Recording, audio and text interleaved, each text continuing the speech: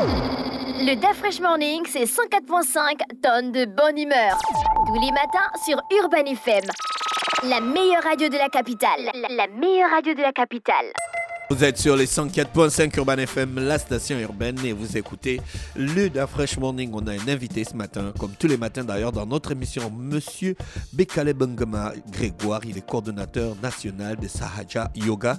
Avec lui, nous parlerons d'une organisation du centenaire de Sri Mahaji Nirmaha Devi, fondateur du Sahaja Yoga. Bon, j'espère que je n'ai pas mal prononcé. Donc, il s'agit de Sri Mataji Nirmala Devi, fondatrice donc de Sahaja Yoga. Sahaja Yoga. Voilà. En quoi c'est différent des autres yogas? Ah, excellente question. Sahaja Yoga se différencie par ce que nous appelons l'expérience de la réalisation du soi. Alors, qu'est-ce que c'est que cette expérience de la réalisation du soi? C'est, on va dire, pour un chercheur de vérité, quelqu'un dont le but est de pouvoir établir un jour la connexion avec le divin, c'est d'établir effectivement cette connexion-là. D'accord. C'est un processus extrêmement long pour ceux qui ont une certaine culture de ce sujet, qui exigeait avant Sahaja Yoga plusieurs incarnations sur la Terre. L'être humain devait naître, vivre, mourir, renaître à nouveau, et ainsi de suite, des dizaines et des dizaines de fois. Alors, Sahaja Yoga donc a apporté un nouveau paradigme qui est de dire, au lieu d'attendre que l'être humain se débarrasse d'abord de toutes ses impuretés pour ensuite recevoir cette bénédiction divine qui est la connexion, tout simplement, le divin a pensé que maintenant, au vu de l'évolution de la conscience humaine de l'époque moderne, qu'on pouvait offrir à l'être humain cette expérience-là en l'état actuel, en son état actuel. Et une fois la connexion établie, à ce moment-là, le divin qui est à l'intérieur de chacun d'entre nous prend en main le processus de transformation. Donc, au lieu d'attendre les multiples réincarnations pour purifier l'âme, il y a déjà un processus plus court. Plus court, c'est le Sahaja Yoga. C'est un raccourci. C'est la spécificité de Sahaja Yoga. Et qui est Sri Mataji et pourquoi fêter son centenaire? Alors, Sri Mataji, naturellement, c'est la fondatrice de Sahaja Yoga. C'est elle qui a révélé Sahaja Yoga au monde. Pourquoi fêter son centenaire? Parce que c'est une personnalité hors du commun qui a traversé le XXe et le XXIe siècle. Mais tout d'abord, si on a bien cerné ce que c'est que l'expérience de la réalisation du soi, on comprendra que c'est un fait sans précédent dans l'histoire de l'humanité.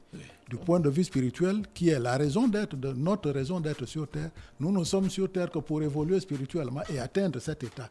Donc aujourd'hui, on apporte cet état à tout un chacun, à l'être humain lambda. Alors qu'avant, c'était un processus extrêmement élitiste.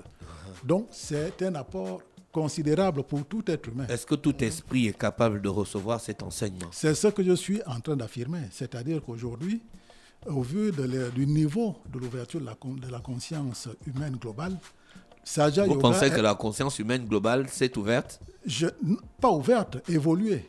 Elle n'est plus ce qu'elle était il y a 2000 ans, il y a 1000 ans. Vous pensez? C'est pas une pensée, c'est un fait. Ah bon? Oui. Vous trouvez que les êtres humains sont devenus meilleurs que dans les siècles passés? Alors, il faut bien nuancer. Je parle de l'évolution de la conscience. Oui, tout à fait. Il faut savoir que le processus de la création, c'est-à-dire de l'humanité, dans son ensemble, est un processus évolutif. Oui. C'est-à-dire que l'être humain n'a pas toujours été ce qu'il est aujourd'hui. Il a suivi un processus d'évolution qui l'a mené jusqu'au stade où nous sommes. Cette évolution-là concerne aussi bien son aspect physique que son aspect spirituel à l'intérieur de lui. Et donc, forcément, l'être humain de 2023 est bien plus évolué que celui de 2000, encore plus que celui d'il y a 3 ou 4 000 ans. Oui. C'est également un fait scientifique. Combien de personnes pratiquent le Sahaja Yoga dans le monde? Ah, il s'agit de... On se chiffrerait. Nous ne tenons pas de registre en tout cas. D'accord. Mais ce qu'il faut savoir, c'est que Sahaja Yoga est présent dans les 5 continents, dans le monde entier. Et c'est donc, je dirais, des millions de personnes qui ont fait l'expérience de la réalisation du soi à travers le monde. Dans le prospectus, il écrit « Donner d'abord la réalisation du soi aux chercheurs par l'éveil de l'énergie divine maternelle ». Oui, qu'est-ce que c'est l'énergie divine maternelle et comment on le réveille? C'est justement cette énergie-là qui est à la base de ce que nous appelons la réalisation du soi. C'est quoi?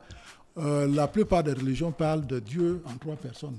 Dieu, en général, pour ceux qui sont des chrétiens, disent Dieu le Père, Dieu le Fils et le Saint-Esprit. Mais ce qu'il faut savoir, c'est qu'en réalité, ce Saint-Esprit-là, c'est la mère, c'est Dieu dans son aspect maternel. En réalité, il faudrait dire Dieu le Père, Dieu la mère et Dieu le Fils. Vous êtes d'accord avec moi qu'on ne peut pas parler de Fils C'est avec seulement un père, il faut bien qu'il y ait une mère. Ce qui est en bas est comme ce qui est en haut. Le monde spirituel est à l'image du monde matériel. Donc, cette énergie-là, c'est celle que nous appelons la Kundalini. À l'intérieur de chaque être humain, il y a le corps physique que nous voyons et il y a le corps subtil, ce que nous appelons l'arbre de vie, c'est pour ceux qui lisent la Bible et d'autres livres sacrés. C'est donc cette Kundalini-là, elle est levée dans la vertèbre sacrée. C'est pour cela qu'elle a été qualifiée de sacrée par les anciens Grecs. Parce qu'à l'intérieur, c'est le siège de notre mère divine qui est en nous, qui est en léthargie chez tout être humain ordinaire. Oui. Et justement qui s'éveille au moment de cette réalisation du soi. Et c'est elle qui nous connecte au divin, c'est-à-dire qu'elle traverse tout notre corps subtil, de là où elle se trouve, sa demeure, elle traverse tous les centres d'énergie que nous avons, arrive au sommet de la tête, le Sahasrara ou encore le royaume des cieux dont il est question en réalité. C'est ce centre d'énergie qu'on appelle le Sahasrara, le royaume des cieux. Et c'est donc à ce point-là qu'elle nous connecte au divin. Donc c'est un élément central. Sans cette mère intérieure-là, nous ne pouvons pas obtenir notre... Est-ce que cet éveil de la Kundalini présente des risques pour l'être humain? Alors, je dirais non, quand elle est suivie, quand elle est effectuée selon les procédures naturelles et orthodoxes telles que nous le faisons.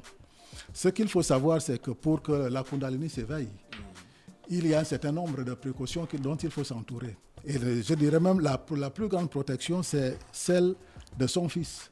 J'ai parlé de Dieu le Père, Dieu le Fils et Dieu la Mère. Il faut savoir que ce Fils-là, celui que nous appelons l'enfant primordial, c'est lui qui s'est incarné sous les traits humains de Jésus-Christ sur terre.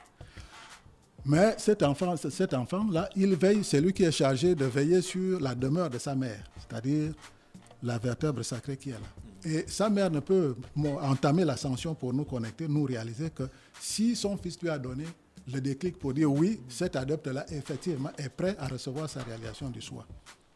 Toute démarche qui est aventureuse, toutes les autres démarches ne s'appuient pas sur ça. Et donc forcément, elles peuvent conduire à des résultats qui ne sont pas ceux... En tout cas, la Kundalini ne s'éveillera jamais dans ces conditions-là. Parce qu'il faut que la personne qui le fait soit habilitée, reconnue par la Kundalini elle-même, reconnue par le Fils qui veille sur la demeure de sa mère.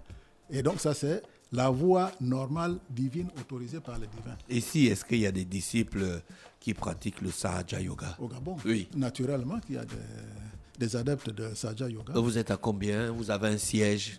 Nous avons notre siège se trouve à Ngonje, sur la route de Cap Caravane. C'est là que nous nous retrouvons tous les dimanches pour nos activités. Vos activités concernent quoi concrètement? Il s'agit de la méditation principalement. D'accord, parce la méditation. C'est elle qui est le fondement de l'évolution, de la purification spirituelle. Alors donc nous nous retrouvons tous les dimanches pour des séances de méditation.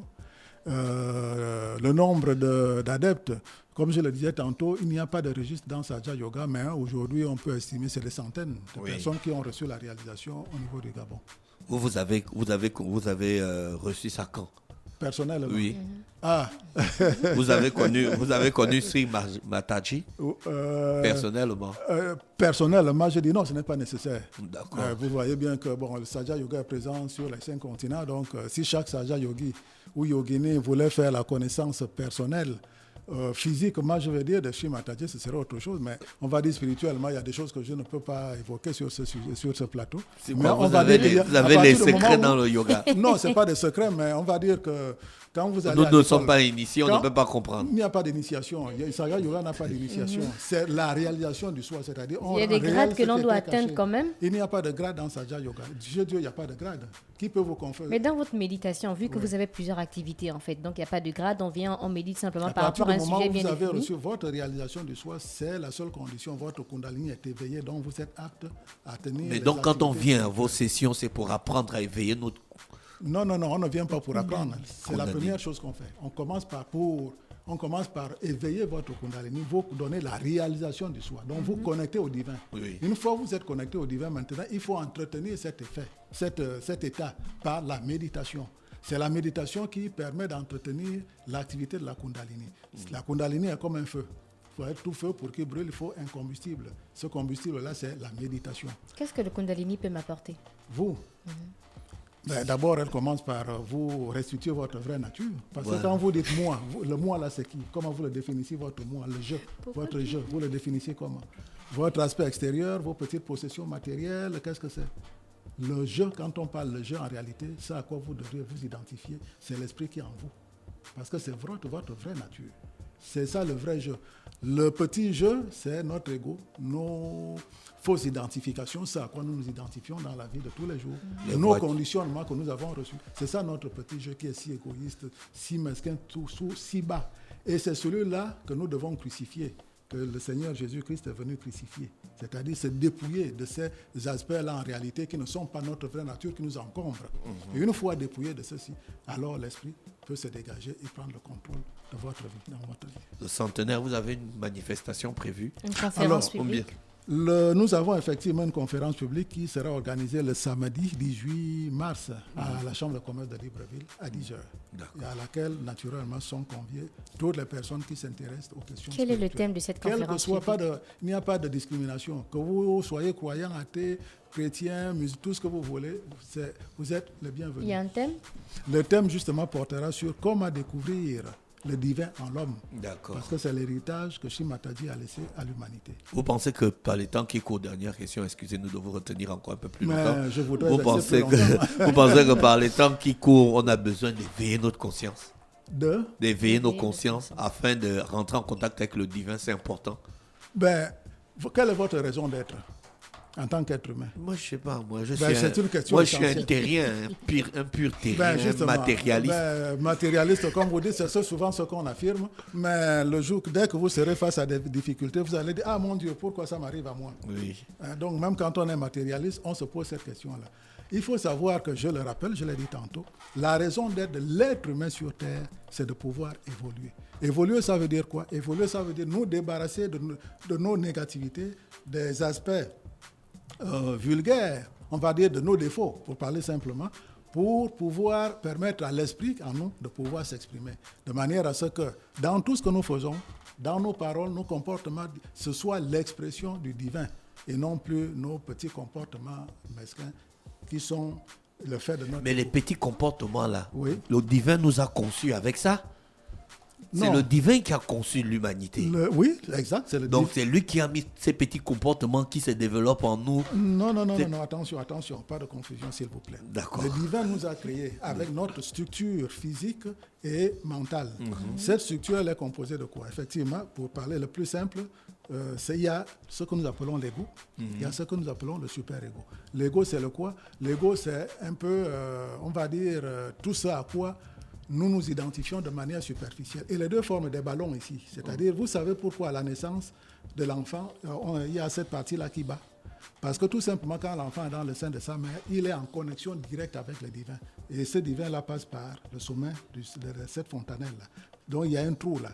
Et à la naissance, qu'est-ce qui se passe? Donc le divin se retire, une partie de... Pourquoi il se retire? Pourquoi il nous laisse? Il se retire parce que maintenant nous sommes plus sur le plan, nous arrivons sur le plan terrestre. Et comprenez bien la question à laquelle votre question, j'en viens. Oui. Alors une fois donc la connexion est rompue, la partie à l'intérieur descend et c'est elle qui s'enroule 3 fois et demi dans notre vertèbre sacrée, notre mère divine. Alors qu'est-ce qui se passe? Avec les premières, il faut savoir que l'enfant au tout début ne s'identifie pas comme entité individuelle séparée de son environnement. Mais au fur et à mesure de ses contacts avec l'environnement, avec les autres, se développe sa personnalité individuelle, sa perception individuelle de ce qu'il est. C'est à ce moment-là que son ego commence à prendre du volume. C'est un ballon qui commence à se gonfler.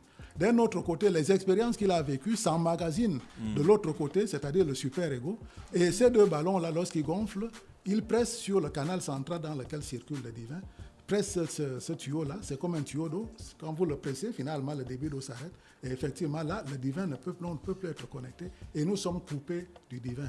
Donc, c'est cette expérience-là. C'est normal parce que le divin veut nous apprendre à utiliser notre libre arbitre. On ne va pas au divin par la force. Oui, Il faut que par l'expérience, progressivement, nous apprenons à utiliser notre libre arbitre par rapport aux actes, aux expériences auxquelles nous sommes confrontés tous les jours. D'accord. La conférence est payante? Pas du tout, on ne paye pas Dieu. Combien vous payerez Dieu? Vous. Merci, M. Bekale Benguema Grégoire, qui est coordonnateur national de Sahaja Yoka, qui nous parlait donc de l'organisation du centenaire de Sri Mataji Nirmala Devi. D'accord. Merci d'avoir accepté notre invitation. Le DAF Fresh Morning, c'est 104.5 tonnes de bonne humeur. Tous les matins sur Urban FM. La meilleure radio de la capitale. La meilleure radio de la capitale.